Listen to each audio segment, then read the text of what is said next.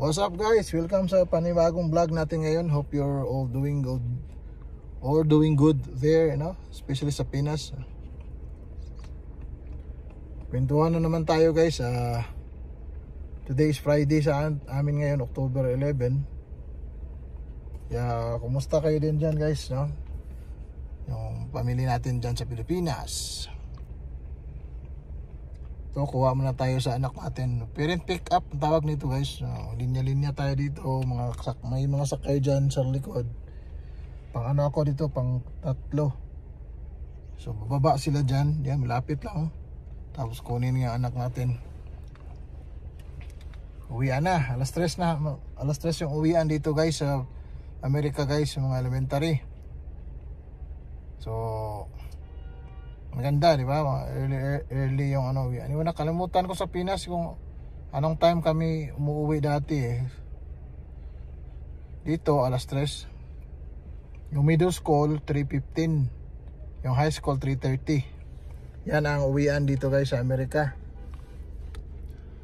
Chill din tayo. Salamat sa sponsor natin, Kasuki Basketball. Uncle na siya. Uncle Bibot Kasuki. So ulat-ulat lang tayo guys. Hintay lang tayo ng mga ilang minuto. Siguro mga 5 minutes. Lalabas na yung mga dito. Medyo mainit pa dito guys. Tingnan mo. Pero na to, fall, pang winter na kasi. Winter, December, November, fall yata. Ngayon, October, fall na yata Snow naman guys. Grabe na naman to snow dito sa aming lugar guys. Pag dating ng winter, buong buong hanggang April, March, snow na yan, March 30 siguro. Saka may mga winds, mga snowstorm pa sa pagka October 20 yata dati, last time October 25 nag snowstorm. Grabe lakas ng snow guys. Maganda yung natin dyan guys, buhay natin dyan, mga galawan natin dyan sa Pilipinas guys. Gawin na itong mahaba na video guys para pang YouTube, please like and subscribe Carmore sa mga topic na pag-usapan natin na OFW sa Amerika. Pwede pag-usapan natin, yung asawa ko dito nagtrabaho, ako rin nagtrabaho ngayon, nag-leave muna ako. Mag-exam pa ako, gusto ko magtrabaho ulit sa guys siguro. Kung pala rin tayo sa hospital, or clinic, mga ganyan. Kuha natin natin lisensya guys. Sana tulungan niyo ako magdasal guys para makakuha tayo ng lisensya na dito. Alright.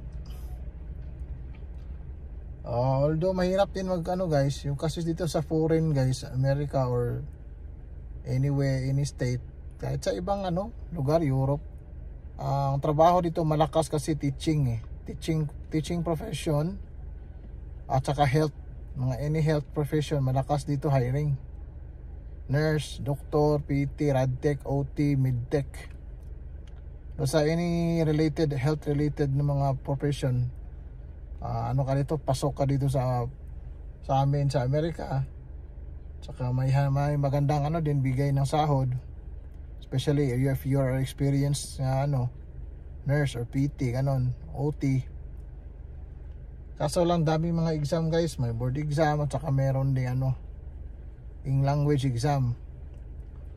Dito kapag mag-aral ka ng 2 years dito na college any university, maghingi ka ng certification na nag-enroll ka dito, natapos mo yung 2 taon na anong in-enroll mo, masteral ba or any course, para mag-exempted ka sa TOEFL, to test of English and as foreign language.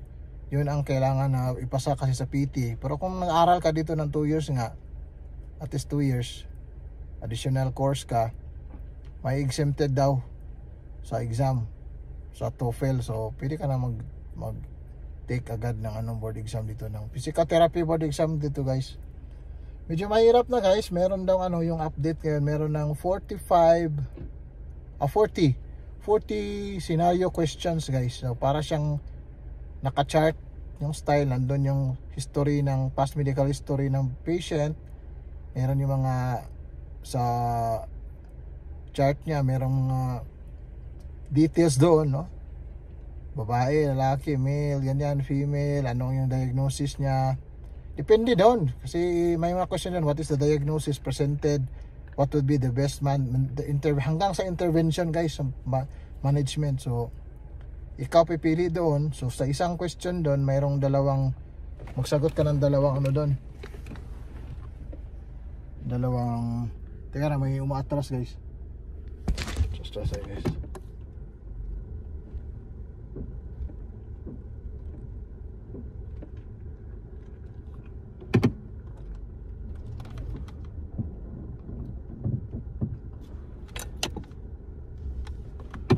So yun guys, may umatras kasi pagbigyan natin guys kasi alam mo na mahirap na makalisod-lisod.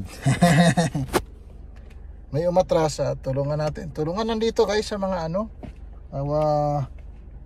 sa may umatras, bigyan mo na siya ng space para makalusot, di ba?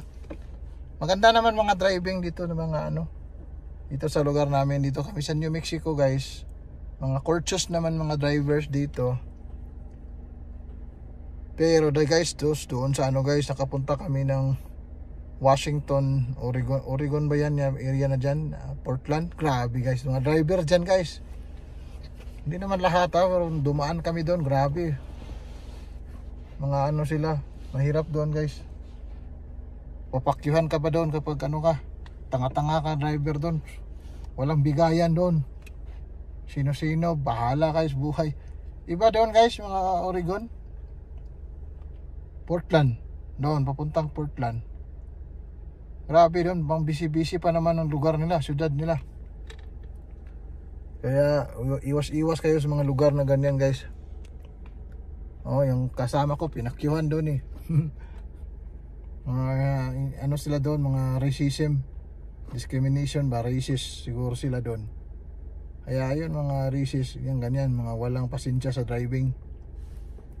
Alam nila kami doon lang eh, parang visitor eh. Tapos ganyan pa yung mga nila, mga style nila doon, mga bulok. Alright guys, yun lang muna gusto ko sana mag-usapan about physical therapy update. Kaso nahihiya ako guys, wala pa akong lisensya dito eh.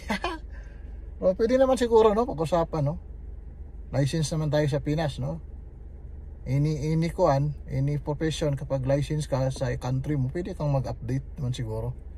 It doesn't necessary license ka talaga sa New York, license ka na pas hindi ka maka-update. Hindi naman siguro ganyan. As long as professional ka, license ka o pwede ka naman siguro. Kaya yung update dito guys sa physical therapy sa Pinas, sa Amerika. Yun, 40 questions na yung exam ngayon sa NPTE. Na out of 225, yun 45 questions doon scenario case scenario, bigyan ka ng mga parang chart, tapos ikaw nang doon hanap kung anong sagot ng diagnosis, doon yung treatment at best treatment for that chart for that patient. Saka yung regenerative medicine, yun yung in-explain doon sa exam sa content outline nila, lang yun yung plasma replacement therapy ba yun?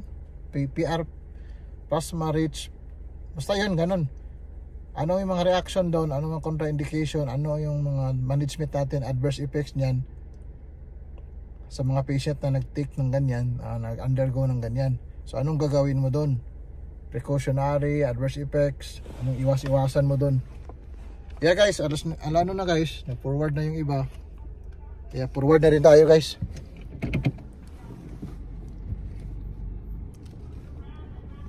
Forward na rin tayo guys kay nag-alisa na guys, dito na sila. So shoutout sila, God bless lahat.